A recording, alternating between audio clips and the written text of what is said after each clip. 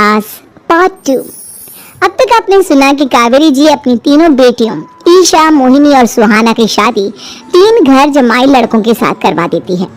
उन्हें लगता है कि ये लड़के शायद घर का कामकाज संभाल लेंगे, लेकिन उनके तीनों घर जमाई बहुत आलसी थे। वो नौकरी भी नहीं करते थे और बाहर का काम भी नहीं। कावेरी जी ने अपनी बेटियों से कहा कि वो प्रेगनेंसी का बहाना बनाकर अपने पतियों को सबक सिखाए। अब सुनिए आगे। मम्मी, आपने जैसा कहा था हमने वैसा ही किया, लेकिन देखिए ना, विवेक का हाल तो वैसा का वैसा ही है। घर में ना सुबह का नाश्ता बनता है और ना खाना। नौकरी पर जाने की बात करूं तो खाने को दौड़ते हैं मुझे। हाँ मम्मी, मैंने भी सुमित को कितनी बार कहा कि अगर नौकरी नहीं करनी तो कोई छोटी सी दुकान ही खोल लो, घर का खर्चा कैसे चलेगा। देखो दोपहर के 12 बजने आए और जनाब अभी तक सो रहे हैं। हाँ मम्मी, ईशा और सुहाना ठीक कहती हैं। अविनाश का भी यही हाल है। जब मैंने अपनी प्रेगनेंसी के बारे में कहा तो मुझसे कहने लगा, अरे दूसरी लड़कियां तो 9-9 महीने तक नौकरी करती है, बस डिलीवरी के टाइम छुट्टी लेती है। मोहिनी, तुम भी नौकरी करो। अब मुझे कहाँ नौकरी मिलेगी। मम्मी बताओ अब मैं क्या करूँ। हे भगवान, क्या सोचकर घर जमाई दामाद लाई थी मैं कि मेरी बेटियां मेरे पास रहेंगी और खुश रहेंगी, लेकिन इन आलसी दामादों ने तो हमारी जिंदगी को भी प्रॉब्लम में डाल दिया है। मैं तो कहती हूँ मम्मी, हम लोग वापस अपनी जॉब पर जाना शुरू कर देते हैं। बता देते हैं इन लोगों को कि हमने प्रेगनेंसी का बहाना किया है। नहीं नहीं बेटा, ऐसी गलती भी मत करना। अगर तुमने ऐसा किया तो इन तीनों की आदत और खराब हो जाएगी। अरे आज नहीं तो कल कभी तो तुम प्रेग्नेंट होगी, तब वापस यही प्रॉब्लम आएगी। तब क्या करोगी तुम तीनों। हाँ मम्मी, आपकी बात तो बिल्कुल सही है। इन लोगों को तो सुधारना ही पड़ेगा।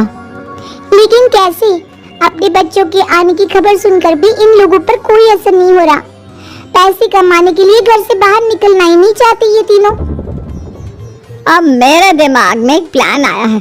तुम तीनों चिंता मत करो, उन तीनों को बुलाओ, फिर मैं बात करती हूँ। थोड़ी देर बाद कावेरी जी अपने तीनों दामादों को सामने बुलाकर अपनी बात कहना शुरू करती हैं।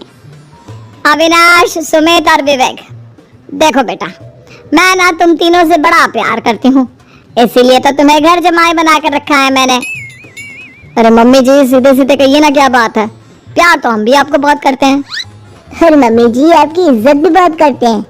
अरे भाई, आपके जैसी सास और कमाने वाली बीवी सबको मिलती है क्या। हाँ मम्मी, विवेक और सुमित ठीक कह रहे हैं। आपकी बेटी से शादी करके मेरी तो जिंदगी ही अच्छी हो गई है।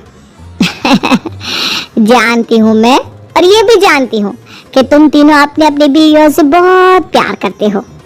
बेटा, बात ऐसी है कि हमारे कुल गुरु ने कहा है कि प्रेग्नेंट होने के बाद मेरी तीनों बेटियां शुरू के 4 महीने हमारे गांव में जाकर रहेगी, जहां मेरे चाचा जी रहते हैं। अरे लेकिन क्यों मम्मी, गांव में जाकर रहने की क्या जरूरत है इन तीनों को। वो क्या है ना बेटा, हमारे परिवार को एक श्राप है। अगर मेरी बेटियों ने यहाँ पर बच्चा पैदा करने की कोशिश की तो उनके बच्चों को कुछ भी हो सकता है। इसलिए अब से लेकर 4 महीने पूरे होने तक इन्हें गांव वाले घर में रहना पड़ेगा। हाँ तो इसमें प्रॉब्लम क्या है मम्मी जी, हम भी वहाँ जाकर रहेंगे, पिकनिक मनाएंगे। अरे भाई बीवी जहाँ, हम भी वहाँ। हाँ यार, आइडिया तो बहुत अच्छा है। शहर की जिंदगी में रह रहकर परेशान हो चुके हैं, अब कुछ दिन गांव में बिताएंगे। तुम लोग समझने की कोशिश क्यों नहीं करते। तुम में से कोई भी वहां नहीं जा सकता, और मैं यहाँ रहूंगी ना तुम तीनों के साथ। 4 महीने की तो बात है, उसके बाद ये तीनों ही लौट कर आ जाएंगी। ठीक है मम्मी जी, अब हमारे बच्चों का सवाल है तो ये तो करना ही पड़ेगा। कावेरी अपनी तीनों बेटियों को कुछ दिन के लिए घर से बाहर कहीं दूसरे शहर में रहने के लिए भेज देती है। कुछ दिनों के बाद, अरे मम्मी जी, बहुत दिन से पिज्जा नहीं खाए, मंगवाइए ना। क्या बताऊं बेटा, पहले तो बेटियां खर्चा दे देती थी क्योंकि उनकी नौकरी थी, लेकिन अब तो मेरे पास पैसे ही नहीं बचे। थोड़े बहुत पैसे हैं जो बच्चों की डिलीवरी में काम आएंगे। लेकिन मम्मी जी, आपकी बेटियों को वापस आने में तो अभी बहुत वक्त बाकी है। वही सोच सोच कर परेशान हो रही हूँ। सोच रही हूँ कल से दूध भी बंद करवा देती हूँ। अब दूध वाले को देने के लिए पैसे भी तो नहीं है ना। अरे नहीं मम्मी जी, अगर दूध भी बंद करवा दोगी तो मुझे चाय कहाँ से मिलेगी, और चाय के बिना मैं तो मर ही जाऊंगा। क्या करूं बेटा, इसके अलावा हमारे पास कोई ऑप्शन नहीं है। मेरे पास पैसे ही नहीं बचे। इस तरह कावेरी जी धीरे धीरे अपने तीनों दामादों को पैसे देना बंद कर देती हैं और घर में खाने पीने की चीजें लाना भी बंद कर देती हैं। अब वो तीनों बुरी तरह से परेशान होने लगे थे और इसलिए एक दिन तीनों प्लान करके घर से बाहर निकलते हैं और बाजार में जाने के बाद यार अच्छा खाना खाए हुए कितने दिन हो गए, पता नहीं कब अच्छा खाना मिलेगा। हमारी बीवियों के जाने के बाद तो हमारी हालत भिखारियों जैसी हो गई है यार। कुछ भी हो, मुझे तो आज पिज्जा खाना ही खाना है। जेब में 1 रुपया नहीं और पिज्जा खाएगा, कहाँ से आएंगे पैसे? अरे देख वहाँ सामने बोर्ड पर क्या लिखा हुआ है, कंप्यूटर पर काम करने के लिए एक आदमी की आवश्यकता है। भाई मैं तो जा रहा हूँ, काम करूंगा और शाम तक पैसे लाकर आराम से पिज्जा खाऊंगा। जा जा, तुझे कोई काम नहीं देने वाला, हम तो घर जा रहे हैं। चल भाई सुमित। सुमित और अविनाश वहां से चले जाते हैं और विवेक उस कंप्यूटर शॉप पर सारा दिन काम करके 5,000 रुपए कमा कर घर लौट कर आता है और अपने खाने के लिए अच्छी अच्छी चीजें भी लेकर आता है। ये देखकर विवेक और सुमित के दिल में भी कुछ पैसे कमाने की इच्छा जागती है। अरे सुबह सुबह कहाँ चल दी है तुम? मम्मी जी एक बहुत अच्छी जगह मिली है, कंप्यूटर पर काम करने के 5,000 मिले थे कल मुझे। अगर रोज काम करूंगा तो पूरे 40,000 की तनख्वाह।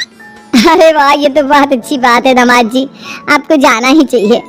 सुमित और अविनाश विवेक को इस तरह तरक्की करते देखकर परेशान हो जाते हैं और वो दोनों भी काम की तलाश में निकल पड़ते हैं।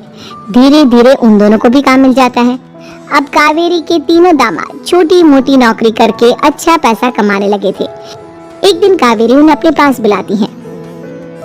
अरे वाह, विवेक 40,000 कमा लेता है, अविनाश 60,000 और सुमित तुम भी 40,000 के आसपास कमा ही लेते हो।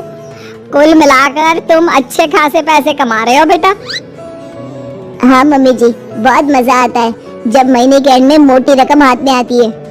पूछिए मत मम्मी जी, घर में रहकर रोटी बना बनाकर और तो जैसा महसूस होने लगा था मुझे तो।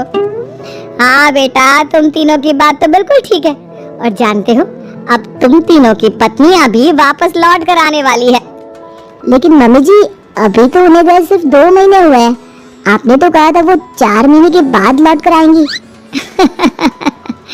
ऐसा कुछ नहीं है बेटा, मैं सिर्फ तुम तीनों को सबक सिखाना चाहती थी कि आदमी घर में बैठकर बीवी की कमाई खाता हुआ अच्छा नहीं लगता। इस दुनिया में हर इंसान को मेहनत करनी चाहिए, काम करना चाहिए, चाहे वो औरत हो या आदमी, ताकि अपने परिवार को संभाल सके। कावेरी की बात सुनकर उन तीनों को अपनी गलती का एहसास होता है और कावेरी उन्हें सच बता देती है कि ईशा, सुहाना और मोहिनी शहर में ही कहीं दूसरी जगह रह रहे थे। शाम के वक्त उन तीनों की पत्नियां लौट कर आ जाती है और कावेरी जी का परिवार एक खुशहाल परिवार की तरह रहने लगता है।